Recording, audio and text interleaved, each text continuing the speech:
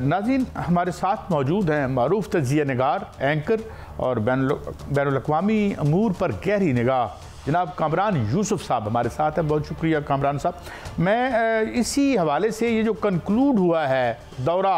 ईरानी president का, इस हवाले से बहुत सी बातें हुई। कोई अलामिया तो ऐसा नहीं था जिसमें कोई कंक्रीट बात नज़र आई हो, MOUs वगैरह साइन हुए हैं। अलबत्ता हमें ये जो धमकियां ज़रूर आती रही, आज उनके नायब तर्जमान ने भी अमेरिका ने कहा। मगर ये फरमाइए कि जो बुनियादी कंसर्न है वो ये है कि इजराइल का टारगेट जो है, कहा यह जाता है वो ईरान की जो न्यूक्लियर तनसीबात हैं। क्या ये बात दुरुस्त है कि उसका असल टारगेट जो है यही है और इसीलिए वो कोई प्रीटेक्स्ट जो है वो पैदा करने की कोशिश कर रहा है इजराइल? कामरान यूसुफ साहब, आई थिंक इसमें कोई ढकी छुपी बात नहीं है। ये एक ओपन सीक्रेट है कि इजराइल को ईरान का जो न्यूक्लियर प्रोग्राम है वो हमेशा से खटकता है। तो ये भी बात हमें माननी चाहिए कि ईरान ने कभी भी पब्लिकली ये एडमिट नहीं किया कि जो उनका न्यूक्लियर प्रोग्राम है वो जौहरी हथियार बनाना चाहते हैं। वो तो कहते हैं उनका जो न्यूक्लियर प्रोग्राम है वो तो फॉर पीसफुल पर्पसेज है, और इवन इसके हवाले से जो ईरान के सुप्रीम लीडर हैं उनका फतवा भी मौजूद है कि जौहरी हथियार बनाना जो है वो गैर इस्लामी है। लेकिन इजराइल और जो बाकी मगरबी ताकतें हैं, अमेरिका, वो स्टिल समझते हैं कि ईरान का अल्टीमेट जो एम्बिशन है वो न्यूक्लियर वेपन्स प्रोग्राम को डेवलप करना है। तो इसलिए ये एक ओपन सीक्रेट है कि इजराइल जो है वो ईरान का न्यूक्लियर प्रोग्राम, बेशक वो बज़ाहिर ईरान कहता है कि सिविल पर्पसेस के लिए अपने लिए एक सिक्योरिटी थ्रेट समझता है, और अगर कभी भी उसको मौका मिला और ईरान की जो न्यूक्लियर इंस्टॉलेशंस है उसको उसने टारगेट करने की कोशिश की तो ये कोई अचंभे की बात नहीं होगी। माजी में अगर आप देखें तो कम से कम 6 ईरान के हाई प्रोफाइल जो न्यूक्लियर साइंटिस्ट थे उनको क्लैंडस्टाइन ऑपरेशंस में इजराइल और उनकी जो खुफिया एजेंसी मुसाद है उन्होंने असैसिनेट भी किया है। तो क्लियरली इजराइल जो है वो इस मौके की तलाश में है कि जब वो ईरान के जो न्यूक्लियर इंस्टॉलेशंस हैं उनको अटैक कर सके। अच्छा कामरान साहब, कितने वल्नरेबल हो सकते हैं, एक तो ये फरमाइएगा, और दूसरा ये कि फिर ये अगर ये रिवायत गलती है तो जो अगला वो जो मैं खटकता हूँ दिल यज़दा में कांटे की तरह, हम तो धमाके भी कर चुके हैं, तो क्या ये फिर हमें भी इस बारे में ज़रा हर चंद के बहुत महफूज हैं हमारे जो एटमी हथियार हैं, और इधर शायद वो जुर्रत ना करे जो हमारे पास कैपेबिलिटी मौजूद है और जो हमारी रीच है, बट उनकी जो नीयत है उस ज़िम्न में हमें भी ज़रा चौकस रहने की ज़रूरत होगी। आई थिंक बिल्कुल वो आपने बात ठीक की कि जो आपके एडवर्सरीज होते हैं उसकी कैपेबिलिटी नहीं, उसकी इंटेंशन देखी जाती है। तो कहीं ना कहीं ऑफ कोर्स जो इजराइल है, अगर पाकिस्तान का न्यूक्लियर और मिसाइल प्रोग्राम है उसकी आइडियल सिचुएशन तो यही है, इंटेंशन यही होगी कि ये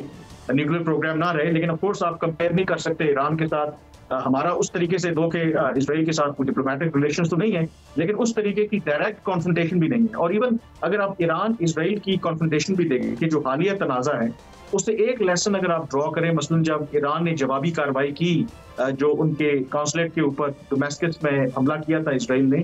330 के करीब ड्रोन्स, मिसाइल, बैलिस्टिक और क्रूज मिसाइल्स भेजे। उसके बाद जो जवाबी कार्रवाई इजराइल ने की, दो के पब्लिकली अभी तक उन्होंने एडमिट नहीं किया, 2-3 ड्रोन्स भेजे, उनको इंटरसेप्ट कर लिया, वो बहुत से लोगों के लिए हैरानकुन भी था, क्योंकि उनका ख्याल था कि जो इजराइल के पास एक मिलिट्री पावर है वो ईरान के मुकाबले में बहुत ज्यादा फॉर्मिडेबल है, और अगर इजराइल ईरान के ऊपर हमला करेगा तो ईरान के पास उस तरीके का दिफाई निज़ाम भी नहीं है, वो तो बिल्कुल एक मैसिवली डिस्ट्रक्शन उनके लिए होगी। लेकिन इजराइल ने जो जवाबी कार्रवाई की, शायद ऑप्टिक्स के लिए, अपने अवाम को दिखाने के लिए, वो एक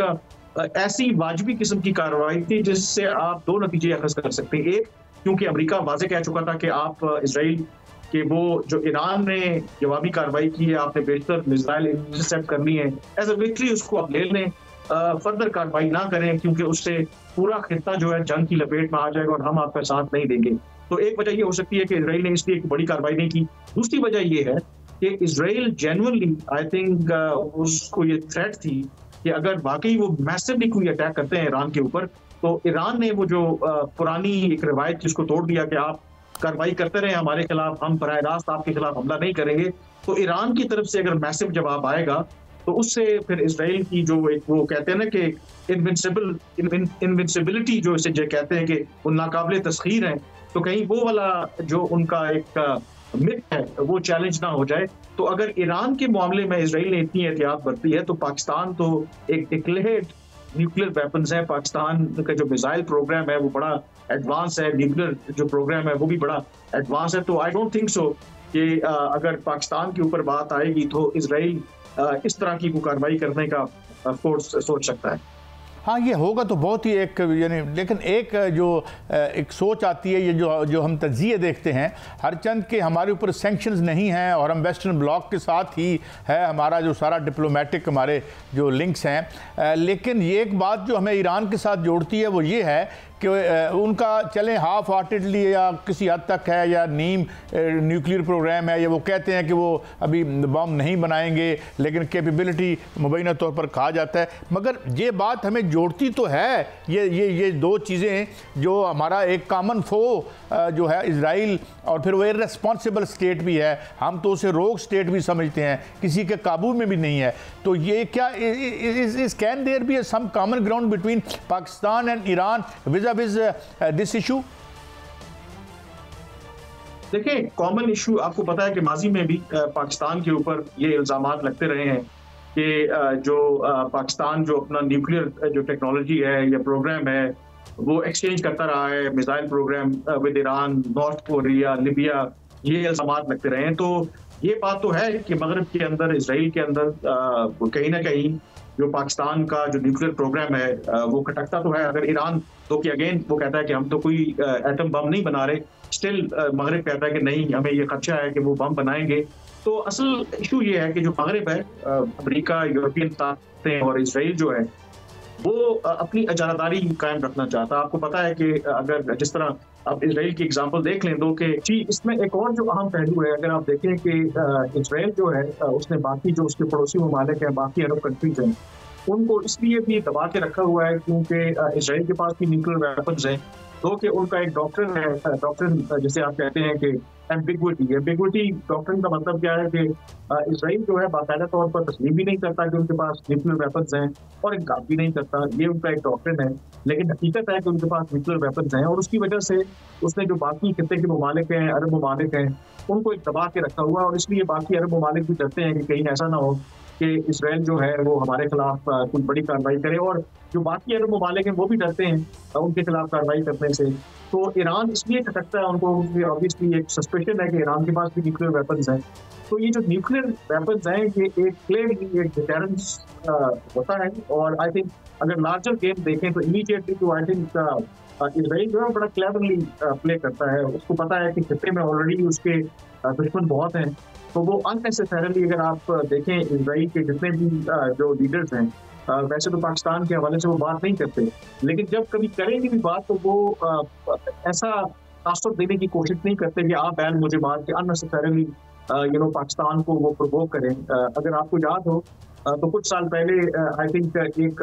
फेक न्यूज चली थी पाकिस्तान के न्यूक्लियर प्रोग्राम के हवाले से। इसराइल के एक वज़ीर दिफा थे, उनके साथ को बयान एट्रीब्यूट किया गया था, वो फेक खबर थी। उस पर हमारे जो वज़ीर दिफा थे ख्वाजा आसिफ, उन्होंने भी एक बयान जो है वो दाग दिया। बाद में इसराइल ने उसकी वजाहत की कि नहीं, ये एक झूठी खबर थी और हमारे जो वज़ीर दिफा हैं उन्होंने पाकिस्तान के न्यूक्लियर प्रोग्राम्स के हवाले से ऐसा कोई बयान नहीं दिया। तो उससे क्या रिफ्लेक्ट करता है कि इसराइल इस मौके के ऊपर नहीं चाहेगा कि ऑलरेडी अगर खित्ते के अंदर उसकी इतनी कॉन्फ्रंटेशन चल रही है बाकी ममालिक के साथ, ईरान के साथ भी, तो वो पाकिस्तान को अच्छा कमरान, मैं चाहूँगा थोड़े वक्त में आपसे ज़्यादा फ़ायदा उठाऊँ, मैं एक सवाल और आपसे इंटरजेक्ट करूँ, माफ़ी चाहता हूँ। एक तो ये कि we have always behaved like a responsible nuclear state, और दूसरी बात ये कि टेक्नोलॉजी ट्रांसफ़र तो अमेरिका बहादुर खुद जो है बम बना के इसराइल को देता रहा, तो ये कौन सा जुर्म था? सवाल मेरा आपसे ये है कि अगर इराक़ के पास एटम बम होता, शाम के पास होता, अफ़गानिस्तान के पास होता, और अगर 2010 में हमारे पास ना होता, जब हम पे इल्ज़ाम लगा था वो जो ताजमहल पे हमले हुए थे, तो मेरे ख्याल में हमारा भी वही हशर होता जो हशर इराक़ का हुआ है, शाम का हुआ है, यमन का हो रहा है, या आजकल गज़ा का हो रहा है। जी कामरान भाई। जी बिल्कुल, आई थिंक इसमें कोई शक नहीं है कि वो पाकिस्तान का न्यूक्लियर ताकत होना ही ये सबसे बड़ी वजह थी कि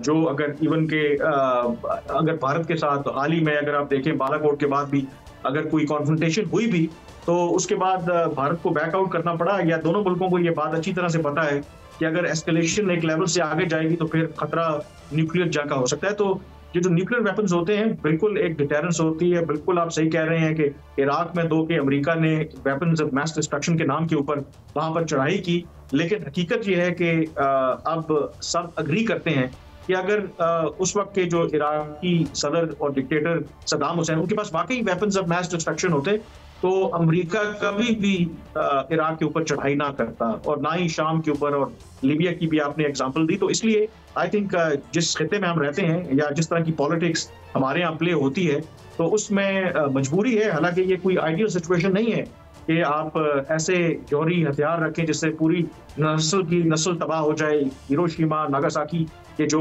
दर्दनाक वाकयात और जो ट्रेजेडी है हमारे सामने है, लेकिन फिर मजबूरन अगर आपका जो एडवर्सरी है उसकी इंटेंशन अगर ये हो कि वो आपका फायदा उठा सकता है और उसके पास वो मौलिक हथियार हो और आपके पास ना हो, तो फिर आप खामोशी से तो नहीं बैठ सकते। तो इसलिए आई थिंक